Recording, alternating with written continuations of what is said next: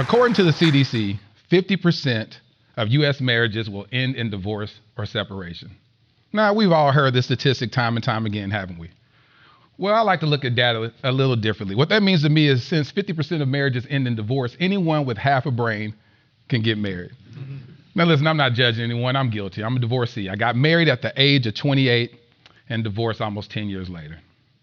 Studies also show that 43% of all marriages will end in divorce. We're talking all across the world. Now, that's a global epidemic, the divorce disease. COVID-19 became an even greater stressor to the already fragile institution of marriage. Though it's still too early to know the true divorce statistics of 2020, according to the National Law Review, by April of 2020, interest in divorce rose by 34%. In fact, 20% of couples who have been married for 5 months or less sought divorce, compared to 11% in 2019. Now, you would think getting married the second time around would be a lot easier, right? I mean, you learn from your mistakes, you're wiser, you know what it takes to make those nuptials stick. On the contrary, it gets worse. 60% of second marriages will end in divorce, and 73% of third marriages will end in the formidable D word. So what's the disconnect? Why does making a marriage work seem like a crapshoot? People seem to feel they have better odds of winning the lottery than having a successful marriage. Does the antiquated institution of marriage need an overhaul? Does the marriage vows need a reboot in 2021 like the 1995 teen film Clueless? Because judging by these statistics, couples are clearly clueless as to what it takes to arrive at till death do us part. I got married at the hopeful age of 28. My ex-wife was 4 years my senior. We dated for 6 years before tying the knot. We had the Lord on our side and believed what God had joined together, let no man put asunder. Yeah, her mom actually made a request that we include that exact scripture into our ceremony. No one would have convinced me that I would have ever gotten a divorce. I believe we would grow old together and sit on the porch in rocking chairs and sip cold glasses of freshly squeezed lemonade as we reminisce about the 40-plus years we built together. Sadly, 2 weeks shy of celebrating our 10-year anniversary in 2016, our marriage was dissolved December the 29th of 2015. You see, I became the man who put my marriage asunder. More specifically, I'm the one who filed for divorce. Now, before you assume that my marriage experienced adultery, let me assure you, it did. And before you assume that I must have been the one who cheated, let me tell you, I did. And if you're wondering whether or not I was a repeat offender, I was. Adultery is the number one reason cited for divorce. But you know what we cited as a reason in our divorce decree? Irreconcilable differences. See, irreconcilable differences is a divorce catch-all. I guess my half-brain self couldn't reconcile that I was only supposed to have sex with my wife no matter what. I mean, truthfully speaking, my marriage encountered a whole lot of other issues, so irreconcilable differences was most appropriate. I remember lamenting over my decision to get a divorce. Though I had my fair share of indiscretions, I certainly didn't want the scarlet letter D on my relationship resume. Furthermore, I'm a Christian, and divorce is frowned upon in my faith more than adultery. It's interesting, huh? I always wish that there was some sort of alternative to divorce. I used to watch this reality show called 7 Year Switch. Now, it's a play on words, but it's based on the phenomenon that most marriages will end around year 7. Now, this show took a creative approach to this data by taking 4 couples and in an effort to help their marriage, created this social experiment in which they were to switch spouses for 2 weeks and live as husband and wife. I had a friend, her and her husband were actually on season 3 of the show, but unfortunately the switch therapy still couldn't save their marriage. All things considered, I've discovered the marriage hack. Now, this marriage hack will help fix this epidemic of divorce. Your marriage license should expire every 7 years. Do you realize that your marriage license is the only license you can obtain without any training? No competency tests required. Remember what I said earlier about half a brain? You can meet somebody and in the state of Texas get married for $60. get a marriage license after answering 5 true or false questions such as, I am not currently married. I have not gotten a divorce in the past 30 days. The other applicant is not related to me as an ancestor or a descendant by blood or adoption, and then you must decide whether or not you want to be philanthropic by donating $5 to help with early childhood, and you're done. Throw together a bootleg ceremony, have the officiant sign the marriage license, and you're married. Now, how can one of the most life-altering decisions one can make have no required training beforehand? I believe that couples should be required to take some sort of marriage skills training before they are issued a marriage license. Furthermore, I believe couples should be required to complete X amount of continuing education courses within the 7 years, if in fact they desire to renew their license. Now, if they don't desire to renew their license, then they can go on their merry way, pun intended. Registered nurses are required to complete 20 contact hours and 18 elective hours every 2 years in their area of practice.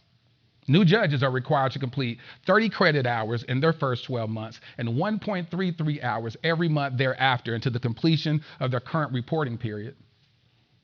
Realtors are required to complete continuing education courses. Got a driver's license? Didn't we all have to take a proficiency test in order to obtain one of those?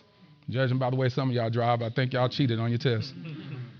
But even a driver's license expires every 8 years. Now, as a foster parent, I'm required to complete 30 hours of education to remain active as an adoptive parent. So why would the institution of marriage omit the requirement of marriage skills training and continuing education courses? I believe your marriage license should expire every 7 years, but marriage skills training and continuing education courses should be required. So I know you're wondering, what happens in the instance where a marriage becomes too unhealthy to coexist? Well, in this instance, your marriage license can be revoked. If either party violates these marriage laws, the judge can revoke your marriage license. Now, this differs from a divorce in a few crucial areas. Currently, there's no cap on how many times you can remarry. There's only a waiting period for remarrying after divorce. And in the state of Texas, that's 30 days. Now, each state has its statutes. Now, this new system will sanction marriage lawbreakers and not only revoke their marriage license, but suspend it until the completion of a program to help in the area of offense. Simply put, you cheat on your spouse can have your marriage license revoked, and you wouldn't be permitted to remarry until you complete a therapeutic program to help fix that deficiency. This new model will focus more resources into therapy and not on the judicial system. Let's say you were sanctioned with a DWI. That's dating while involved. Let's say you're on a dating site and you were still married, then your marriage license could face revocation. Any love pursuance of another individual while you are married, your marriage license could face revocation if your spouse filed a claim. You could be sanctioned with a DV. That's a domestic violence charge. In that instance, your marriage license will face immediate revocation and you could face criminal charges. Gone are the days where women feel pressure to stay in a relationship that is abusive and unhealthy. Now, men are abused as well, so this goes both ways. But financial resources will be made available to help transition domestic violence victims into a healthier environment if financial assistance is needed. Now, the caveat to this is that anyone can report a couple that's going through a domestic violence situation, and your marriage license could face revocation. Now, helping domestic violence victims are near and dear to me because that's how I lost my aunt and grandma. Now, this is the aunt who uniquely named me Laterras Ravon, my Aunt Kay. After several attempts of leaving her abusive boyfriend, he finally made good on his promise of, if I can't have you, no one can. And in 1979, the coward shot and killed my aunt and grandma. My female cousin sustained a gunshot wound, and she was just 2 years old. Luckily, she survived, but she was just a baby. About an hour later, he was killed in a standoff with the police. Small country town of Goss, Texas, was shaken by this double homicide, and my family was never the same. See, I believe that domestic violence victims should receive greater protection under the law. Because though she reported the threat several times, the police said there was nothing they could do because he hadn't acted on it.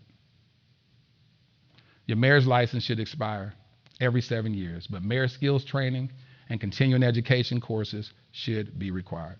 Now, I know you're wondering, what's this thing about these 7 years?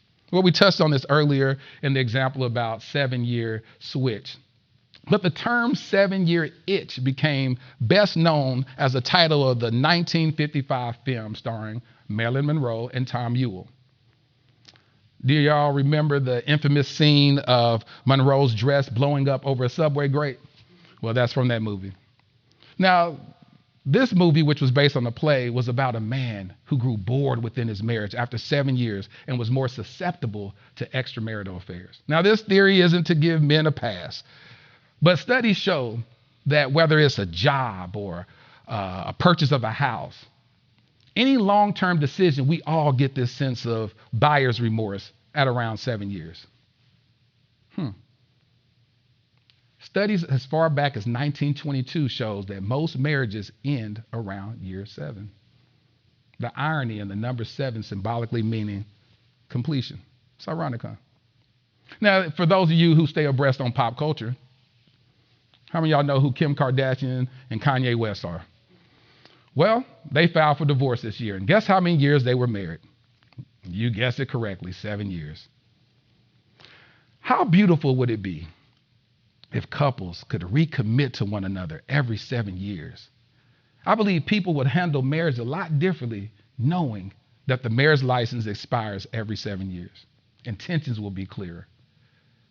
I believe that couples would live in this ever-present reality that the other party could leave after 7 years, yet they're choosing to stay. I think conflict would be resolved a lot sooner because there's a 7-year shot clock just ticking away. If you decided to have kids within the marriage, then couples will be required, and it will be mandatory for you to take some sort of parenting continuing education courses to help with the transition of a perceivable separation if you decided to non-renew your marriage license. You see, I'm on a journey to discover, uncover, and recover love. I'm doing the work to correct my mistakes, to help heal my deficiencies, to help me become a greater man, father, and a husband. Therapy is key. They say the worst words you could ever threaten your partner with, and it's quite manipulative when spoken in an argument, is threatening divorce. Let's help fix these divorce statistics and eliminate the threat of divorce by empowering spouses with this statement: I will renew my membership. Thank you.